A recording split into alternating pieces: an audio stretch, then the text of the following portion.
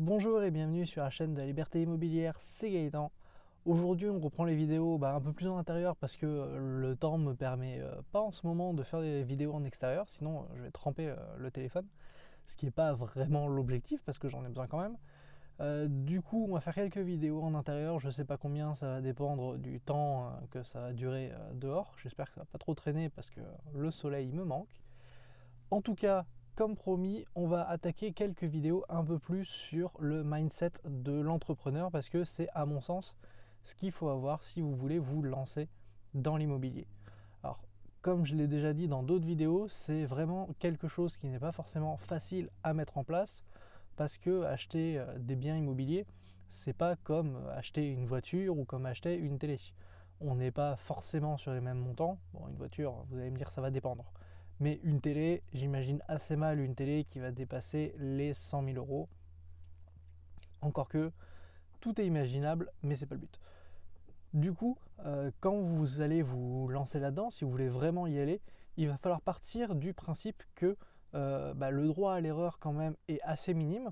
Vous pourrez toujours vous rattraper, donc vous dites pas vous avez juste une seule chance et si vous la ratez, vous serez dans la merde toute votre vie. C'est pas vrai. Acheter de l'immobilier reste quand même quelque chose d'assez stable. On a rarement vu les prix de l'immobilier baisser de façon drastique en peu de temps. Si jamais vous avez un problème avec un achat que vous avez fait, vous avez toujours la possibilité de le revendre. Certes, ça mettra peut-être un petit peu de temps, mais vous ne serez pas non plus enfermé avec. Il y a toujours des échappatoires, on va dire. C'est pour ça que avant de vous lancer, vous devez vraiment savoir vers quoi vous voulez aller et vers quoi surtout vous voulez tendre. Parce qu'on sait plus ou moins ce qu'on veut faire, mais c'est dur de savoir jusqu'à quel point on veut y aller. Avoir un objectif vraiment fixe, vraiment clair sur du long terme, c'est très compliqué. Tandis qu'à court ou moyen terme, c'est assez facile et du coup, on peut voir la ligne directrice qu'on veut suivre pour arriver au final à un objectif qu'on se fixerait. Le mien, comme je vous l'ai dit, c'est d'arriver à la liberté financière, c'est-à-dire d'avoir assez de revenus pour ne plus être obligé de travailler comme on entend, pouvoir quitter le CDI et pouvoir avoir derrière assez de revenus qui rentrent en automatique, tout ça en travaillant quelques minutes ou quelques heures par mois, principalement dans l'immobilier. Du coup, si vous voulez vous lancer là-dedans, que ce soit dans l'immobilier ou autre chose, vous pouvez être arrivé ici parce que vous cherchez des vidéos mindset, vu que j'en ai fait quelques-unes, vous pouvez être arrivé sur ma chaîne comme ça, mais vous pouvez aussi avoir envie par exemple de monter un business, de monter une boutique en ligne, de monter même une société sur toute autre chose, ou une société de gardiennage. Ça se fait beaucoup en ce moment avec l'explosion de la location courte durée. Du coup, il est important d'avoir des bases assez solides quand vous vous lancez là-dedans et il y a énormément de croyances limitantes en fait qui peuvent vous empêcher d'évoluer vers ce que vous voulez et c'est pour ça que je pense qu'avoir des bases solides dans le domaine de l'entrepreneuriat est un passage presque obligatoire pour arriver à avoir une certaine stabilité et une certaine façon de faire pour que au quotidien vous puissiez avancer tranquillement, sereinement. C'est pour ça qu'il y a plusieurs bouquins qui sont sortis, notamment sur le mindset et l'entrepreneuriat, qui seraient à mon sens importants de lire ou au moins de parcourir pour avoir une idée un peu de comment les choses pourraient se passer si jamais on faisait les choses correctement, si on avait des bases solides, si on arrivait à avancer et justement vers quoi on pourrait tendre et du coup toutes les choses qu'il faut savoir et les choses qu'il faut oublier pour pouvoir avancer. Le premier livre par exemple qui me vient sur ça pour pouvoir avancer plus sereinement vers la suite, c'est Père riche, Père pauvre de Robert Kiyosaki. Donc vous inquiétez pas, je vous mettrai tous les liens en description si ça vous intéresse. Donc c'est un livre qui est sorti déjà il y a quelques années, mais dans le domaine de l'entrepreneuriat, ça reste le numéro un, ça reste le classique, la base que tout le monde a lu. Toutes les personnes que je connais qui font de l'entrepreneuriat, qui font de l'immobilier ou qui montent des sociétés ont lu ce livre. C'est vraiment une excellente base, tout le monde est d'accord là-dessus, c'est ce qui va vous apporter énormément de choses.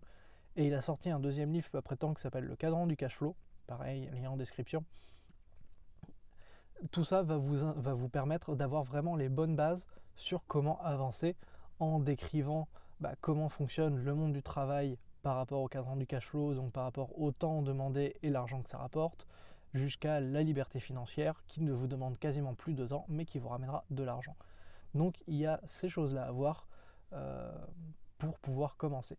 Un autre bouquin qui est également un classique et qui permet un peu de changer ses bases et de partir sur de nouvelles bases plus saines à mon sens, c'est la semaine de 4 heures de Tim Ferriss qui justement, comme son nom l'indique, prône la semaine de 4 heures de travail.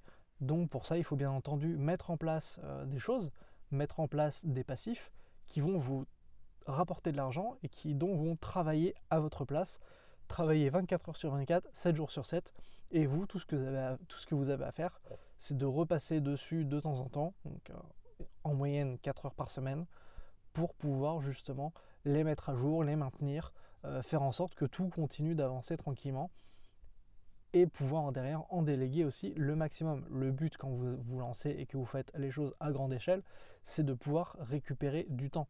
Parce que de l'argent, tout le monde peut en avoir, tout le monde peut en trouver, tandis que du temps, quand vous commencez la journée, vous avez tous le même temps disponible dans la journée. Une fois que le temps est écoulé, eh bien il est écoulé, on ne peut plus le récupérer. Donc à vous de voir ce que vous voulez faire de votre argent, mais surtout à vous de voir de ce que vous voulez faire de votre temps. Si votre temps, vous voulez le passer à travailler, très bien, vous pouvez aller travailler. Si vous voulez le passer avec votre famille, vos amis ou à faire des voyages, eh bien à vous de vous débrouiller pour que vous puissiez rentrer de l'argent en automatique pendant que vous faites ce qui vous plaît. Et donc c'est toutes ces choses-là que Tim Ferriss essaye de mettre en avant dans son livre. Un dernier livre aussi que j'ai beaucoup aimé et qui montre beaucoup d'exemples pratiques, et c'est ce qui change des livres que je vous ai cités avant. Il y a quelques exemples, mais au final assez peu. Tandis que ce dernier livre-là, je trouve qu'il y a beaucoup d'exemples, et du coup c'est très intéressant, je trouve. C'est Tout le monde n'a pas eu la chance de rater ses études, d'Olivier Roland, que vous connaissez peut-être si vous vous renseignez un peu sur le monde du blogging et de l'entrepreneuriat. Il met assez en avant toutes ces choses-là, et donc il a écrit ce bouquin-là. Et je trouve vraiment tous les exemples qu'il donne très intéressants, parce que du coup ça met en perspective tout ce qu'on pensait savoir sur certaines choses qui sont pourtant aujourd'hui connues. Amazon, tout le monde connaît, et pourtant personne ne sait que pendant les premières années, Amazon a été totalement déficitaire de plusieurs millions de dollars. Et aujourd'hui, par contre, ça ne l'empêche pas d'être le premier site mondial de commerce en ligne. Ou peut-être un peu moins si on compte certains sites chinois, mais en tout cas, voilà, vous connaissez tous Amazon, vous savez tous le succès qu'il a.